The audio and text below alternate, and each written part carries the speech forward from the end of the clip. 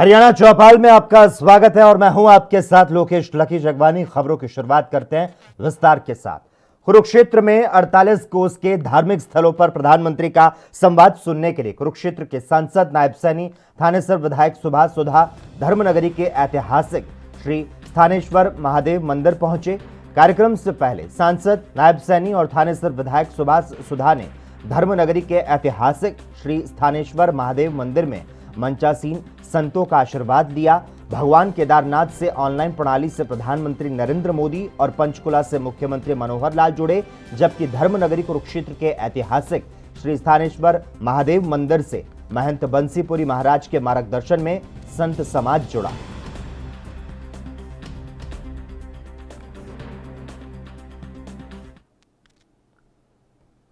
उधर घरोंडा में भगवान विश्वकर्मा जी की जयंती बड़े हर्षोल्लास और धूमधाम से मनाई गई। विश्वकर्मा मंदिर में आयोजित जयंती कार्यक्रम में करनाल के सांसद संजय भाटिया और घरोंडा के विधायक हरविंद्र कल्याण बतौर मुख्य अतिथि शामिल हुए। सांसद और विधायक ने भगवान विश्वकर्मा जी के चित्र पर पुष्पमाला अर्पण की और फूल चढ़ाकर विश्वकर्मा जी का आशीर्वाद किया। श्री विश्वकर्मा महासभा घरोंडा की ओर से सांसद, विधायक को शॉल भेंट करते हुए सम्मानित किया गया। वहीं कार्यक्रम में पहुंचे भजन गायकों ने भगवान विश्वकर्मा जी का गुणगान किया। इस मौके पर सांसद संजय भाटिया ने समाज के लोगों को संबोधित करते हुए कहा कि जिस जगह हम रह रहे हैं उसका निर्माण भगवान विश्वकर्मा जी ने किया।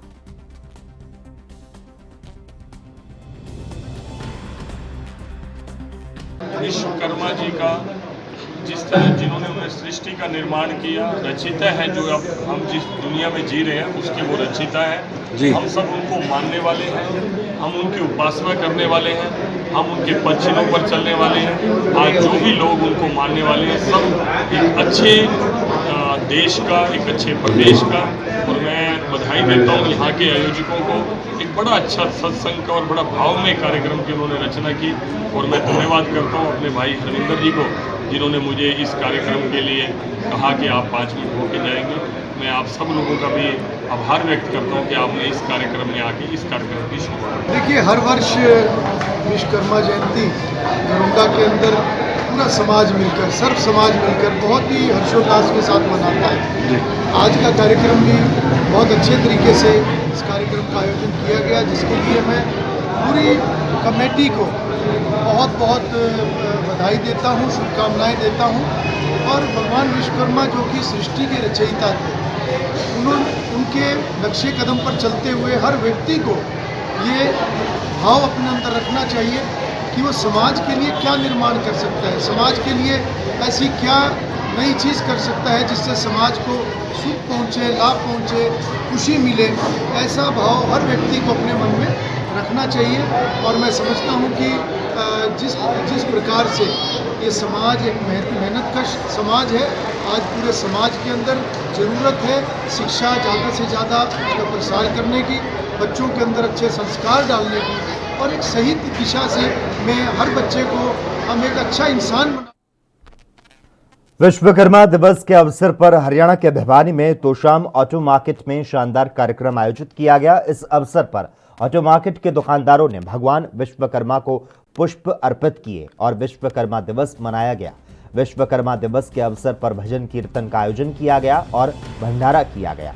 तोशाम ऑटो मार्केट में हर साल विश्वकर्मा दिवस मनाया जाता है, जिसमें सभी दुकानदार अपना योगदान देते हैं। विश्वकर्मा दिवस के ऊपर कलाकारों ने भजन गाकर समा बांध दिया।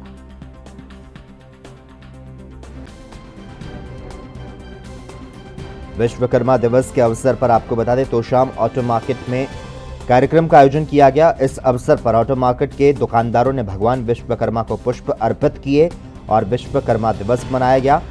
विश्वकर्मा दिवस के अवसर पर भजन कीर्तन का भी आयोजन किया गया और भंडारा किया गया। तोशाम ऑटो मार्केट में हर साल विश्वकर्मा दिवस मनाया जाता है, जिसमें सभी दुकानदार अपना योगदान देते हैं। विश्वकर्मा दिवस के ऊपर कलाकारों ने भजन गाकर समा बांध दिया। तो वहीं घरोंडा विधायक हरविंदर कल्याण ने डीजल पेट्रोल की घटी हुई कीमतों को जनता के लिए त्योहार का तोहफा बताया। विधायक ने कहा कि पहले मोदी सरकार ने जनता को सौगात दी, फिर मुख्यमंत्री मनोहर लाल ने भी वेट में कमी करते हुए जनता को राहत देने का काम किया। देखिए, भारतीय जनता पार्टी की सरकार जो कि 7 वर्षों से केंद्र में भी है और प्रदेश में भी है, लगातार व्यवस्थाओं को मजबूत करने का काम कर रही है।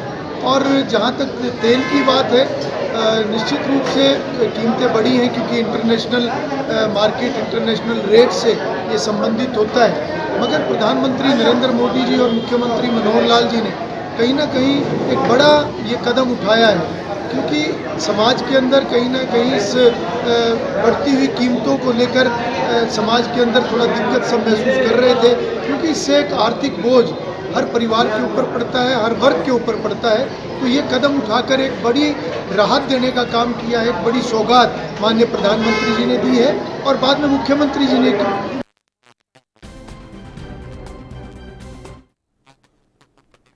केंद्र सरकार की ओर से एक्साइज ड्यूटी में कटौती के बाद देश के कई राज्यों में पेट्रोल डीजल के दाम कम हो गए हैं। तो वहीं हरियाणा की अगर बात की जाए तो प्रदेश में जहां पर पेट्रोल पर वेट कम किया गया तो डीजल पर बढ़ा दिया गया, और इसे लेकर कांग्रेस के राष्ट्रीय प्रवक्ता रणदीप सुरजेवाला ने केंद्र के साथ साथ प्रदेश सरकार को आड़े हाथों लिया।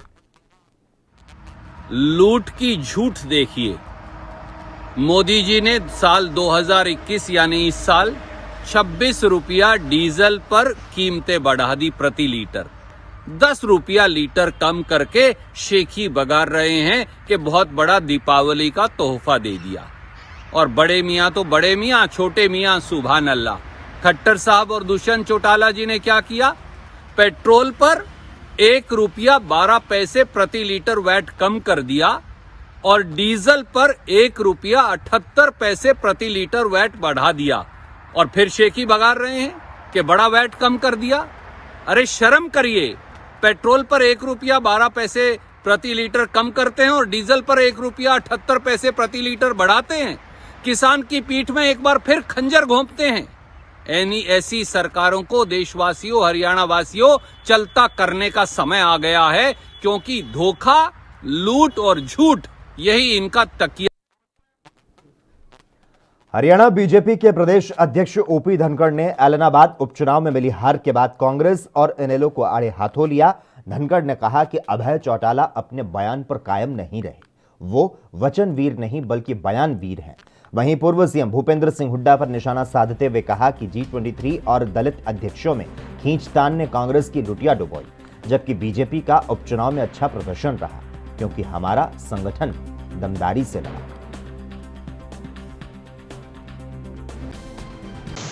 लोग उनसे ये उम्मीद कर रहे थे कि वो उन्होंने एक वचन लिया था और लिखित में सारे मीडिया में छपा था कि जब तक ये कानून वापस नहीं होंगे मैं विधानसभा नहीं जाऊँगा, और उस वचन पर लोगों को उसको डटना चाहिए था। लोग उनसे उम्मीद कर रहे थे अगर उनको चुनाव आ भी गया था तो अपने बेटे को लड़ा लेते, अपनी पत्नी को लड़ा लेते।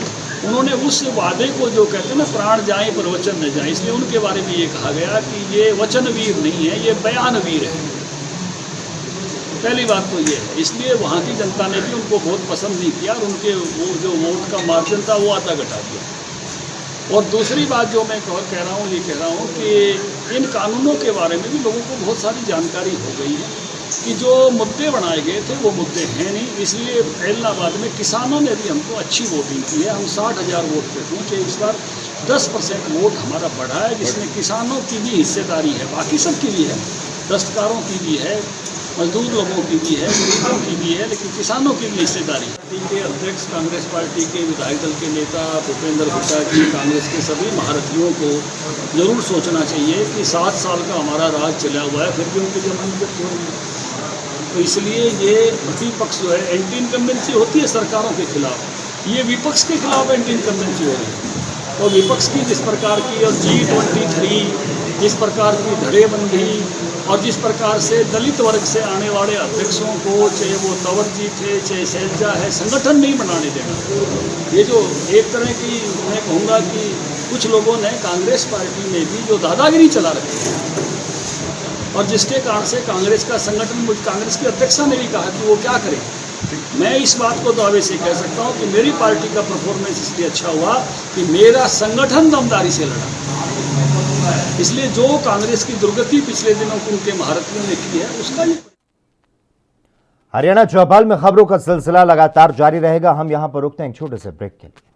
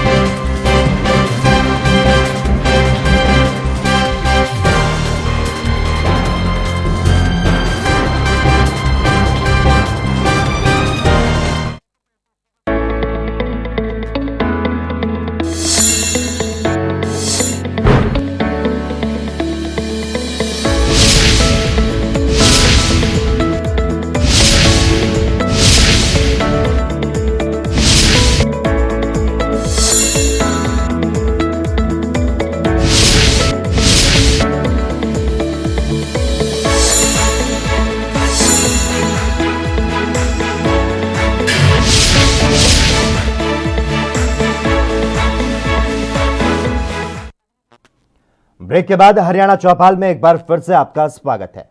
किसान नेता गुरनाम सिंह चढ़ूनी ने एक बयान जारी कर बताया कि 7 नवंबर को रोहतक में होने वाली किसानों की मीटिंग का स्थान बदल दिया गया है। उन्होंने बताया कि जो मीटिंग सर छोटूराम धाम में होने वाली थी, वहां पर पहुंचने और खाने की लोगों को असुविधा हो रही थी, जिस वजह से इसमें बदलाव किया गया है। अब ये मीटिंग मकड़ौली टोल प्लाजा के पास चौधरी फार्म हाउस में रखी गई है। मीटिंग रखी है रोहतक में। पहले वो जसिया में तय की गई थी, लेकिन वहां पे कुछ प्रॉब्लम, कुछ दिक्कत आ रही है और खाने पीने की भी वहां पे कुछ दिक्कत आ सकती है, इसलिए मीटिंग का स्थान बदल दिया गया है और टाइम वही है। जो मकड़ौली टोल है, मकड़ौली टोल के पास चौधरी फार्म हाउस है। अब ये मीटिंग चौधरी फार्म हाउस पे होगी। जो सर छोटूराम धाम में मीटिंग की गई थी, वहां से बदलकर चौधरी फार्म हाउस पे रखी गई है, जो मकड़ौली टोल के भी बिल्कुल साथ में ही है, 5-7 किले दूर है।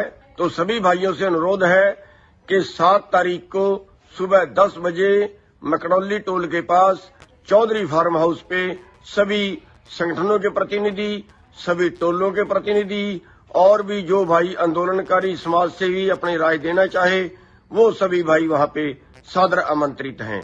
तो सभी भाई नोट करें और अपने सभी साथियों को बताएं कि जो मीटिंग का स्थान है वो चौधरी फार्म हाउस नजदीक।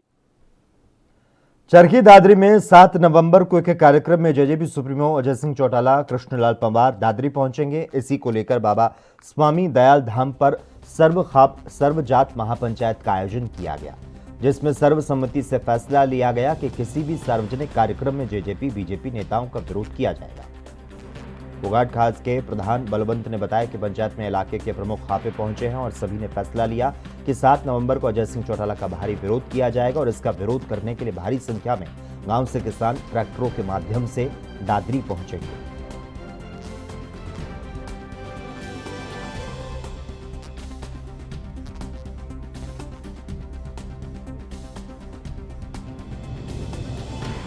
जातीय सरव खाप की महापंचायत थी, जिसमें भाई सांगवान खाप 40, खाप पोगाट 19 और भाई शोरान खाप 25, सतगामा खाप, चिड़िया पंचगामा खाप और तमाम किसान संगठन, सामाजिक संगठन, तो सारे आज भाई इस महापंचायत में बुलाए थे बाबा साहब। और विषय ये था भाई कि आने वाली 7 तारीख को एक पुरानी अनाज मंडी दादरी में अजय सिंह चौटाला और कृष्णपाल पवार आ रहे हैं।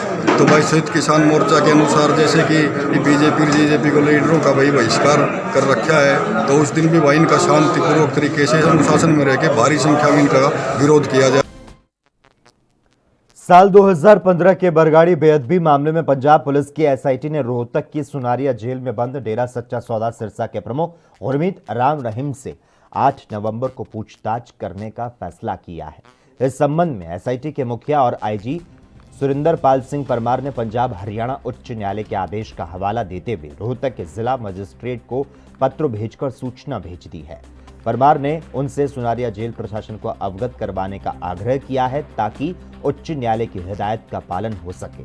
आपको बता दें कि बरगाड़ी बेअदबी मामले की जांच कर रही पंजाब पुलिस की एसआईटी ने इस मामले से जुड़ी गांव गुर जवाहर सिंह वाला के गुरुद्वारा साहिब से श्री गुरु ग्रंथ साहिब जी का पावन स्वरूप चोरी करने के केस में डेरा प्रमुख गुरमीत राम रहीम के खिलाफ अदालत में चार्जशीट दाखिल की हुई है।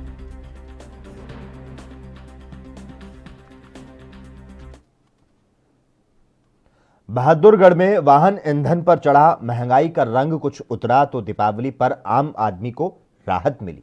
केंद्र के बाद राज्य सरकार की ओर से वेट में कमी किए जाने के बाद अब दिल्ली के मुकाबले बहादुरगढ़ में पेट्रोल करीब 8 रुपए प्रति लीटर तक सस्ता है। ऐसे में सीमा के नजदीक जो पेट्रोल पंप हैं वहां दिल्ली से भी लोग वाहन लेकर आ रहे हैं। पिछले करीब 1.5 महीने से जिस तरह से हर दूसरे तीसरे दिन थोड़ी थोड़ी वृद्धि हो रही थी वह केंद्र और राज्य सरकार के कदम से एक झटके में ही कम हो गई है।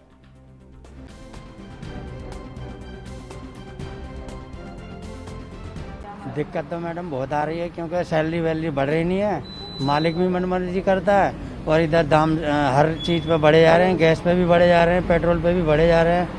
हमें क्या फ़ायदा हो रहा? कुछ नहीं हो रहा फ़ायदा। तो दिक्कतें तो बहुत है, महंगाई बढ़े जा रही है, घर का खर्चा कहाँ से चलाएं हम? वो और कोई इनकम है नहीं जो करें हम, तो हमें तो बहुत दिक्कत है। तो बहादुरगढ़ में वाहन ईंधन पर चढ़ा महंगाई का रंग कुछ उतरा तो दीपावली पर आम आदमी को राहत मिलती भी नजर आई है। केंद्र के बाद राज्य सरकार की ओर से वेट में कमी किए जाने के बाद अब दिल्ली के मुकाबले बहादुरगढ़ में पेट्रोल करीब 8 रुपए प्रति लीटर तक सस्ता है। और ऐसे में सीमा के नजदीक जो पेट्रोल पंप हैं वहां दिल्ली से जो लोग हैं वो वाहन लेकर आ रहे हैं।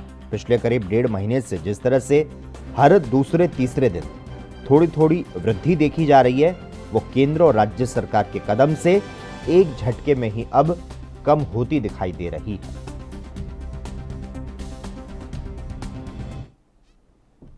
खबरों का सिलसिला लगातार जारी रहेगा। यहां पर वक्त है एक और छोटे से ब्रेक का, जल्द हाजिर होते हैं।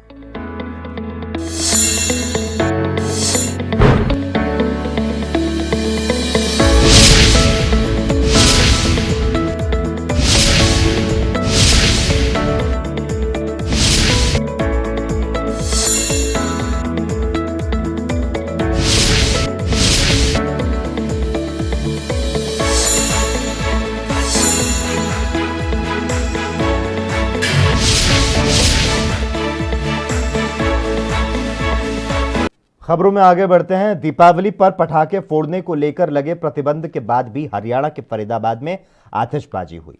लोगों ने दिल खोलकर पटाखे जलाए। सुबह होते ही पटाखों का असर साफ तौर पर दिखाई देने लगा। दिल्ली एनसीआर समेत फरीदाबाद का प्रदूषण स्तर खतरनाक के पार चला गया। लोगों को गले में जलन महसूस हो रही है और आंखों से पानी आ रहा है। विशेषज्ञों के मुताबिक रविवार तक हालात में बदलाव आने की कोई संभावना नहीं है।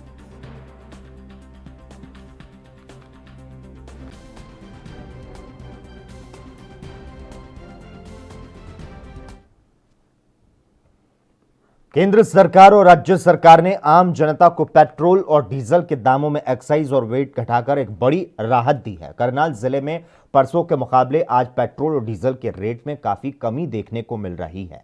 पेट्रोल जहां 3 नवंबर को करनाल जिले में 107 रुपए प्रति लीटर के हिसाब से मिल रहा था, अब 5 नवंबर को 11 रुपए 67 पैसे की गिरावट के साथ पेट्रोल 95 रुपए 33 पैसे प्रति लीटर के हिसाब से मिल रहा है। तो वहीं डीजल 3 नवंबर को 98 रुपए 64 पैसे प्रति लीटर के हिसाब से मिल रहा था, अब 12 रुपए 10 पैसे की गिरावट के साथ 86 रुपए 54 पैसे के हिसाब से मिल रहा है। आम पब्लिक को भले ही पेट्रोल डीजल के कम हुए दामों में राहत मिली हो, लेकिन लोगों का कहना है कि जैसे कम किए हैं वैसे बढ़ा देंगे। सर तो सारा चीजों को पड़ रहा है भाई साहब, क्या करें। तो पिछले 2 दिन में काफ़ी रेट का असर देखने को मिला, कम हुआ है। 2 दिन किस तरीके से देखते हैं? कम क्या हुआ, फिर भी 100 से तो ऊपर ही है। कहाँ 70-75 था, कहाँ ले 12 रुपये घटेगा। तो लगता है सहायक कृषि अभियंता इंजीनियर गोपीराम सांगवान ने बताया कि कृषि विभाग द्वारा 8 नवंबर से 25 नवंबर 2021 तक कस्टम हायरिंग सेंटर के कृषि यंत्र ब्लॉक वाइज भौतिक सत्यापन किया जाएगा।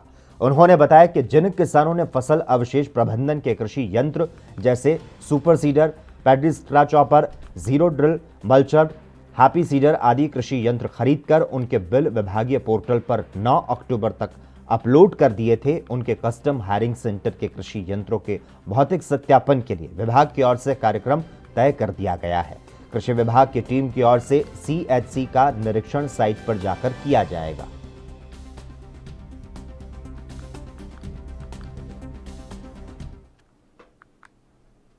हरियाणा के जिला सोनीपत कुंडली बॉर्डर पर चल रहे किसान आंदोलन में आगजनी की घटना हुई है। सोनीपत GT रोड स्थित रसोई ढाबे के सामने बनी कई झोपड़ियों में आग लग गई। आग लगने की सूचना मिलने के बाद मौके पर फायर ब्रिगेड पहुंची है। काफी मशक्कत के बाद इस आग को बुझा लिया गया। यह आग इतनी भयंकर थी कि झोपड़ियों में रखा सामान जलकर राख हो गया। हालांकि गनीमत रही कि इस आगजनी की चपेट में कोई किसान नहीं आया।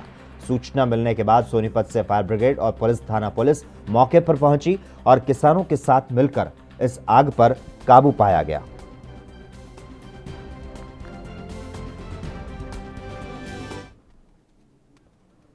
हरियाणा के अंबाला में मोबाइल शॉप और होटल में भयंकर आग के लगने से लाखों का नुकसान हो गया। यह घटना कबाड़ी बाजार चौक की है, जहां पर 3 मंजिला बिल्डिंग आग लगने से धू धू कर जली और देखते ही देखते लाखों रुपए के मोबाइल और अन्य सामान जलकर खाक हो गए। आपको बता दें, ऊपरी मंजिल पर होटल चल रहा था, वो भी आग की चपेट में आ गया। इस घटना की सूचना मिलते ही कई दमकल की गाड़ियां मौके पर पहुंची और कड़ी मशक्कत के बाद इस आग पर काबू पाया गया।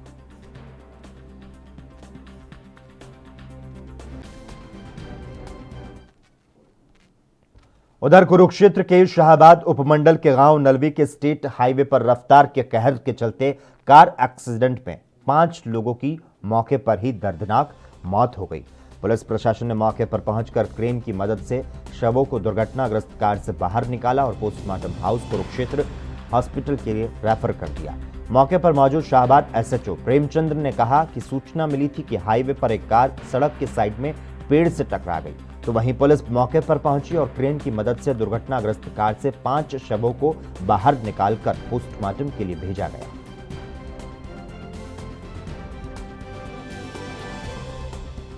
आज सुबह सूचना मिली थी कि नलवी के पास एक कार नीचे स्पेदो में टकरा करके हादसा हो गया है, जिसमें 5 मौके पे एक्सपायर हो गए हैं, जिनमें मरने वालों में एक गांव बोरीपर का, एक गांव किलाने का, 2 बसंतपुर के, एक नलवी का पता लग गया। उनको मतलब क्रेन द्वारा गड्डी को खींच करके डेड बॉडी को निकाला गया।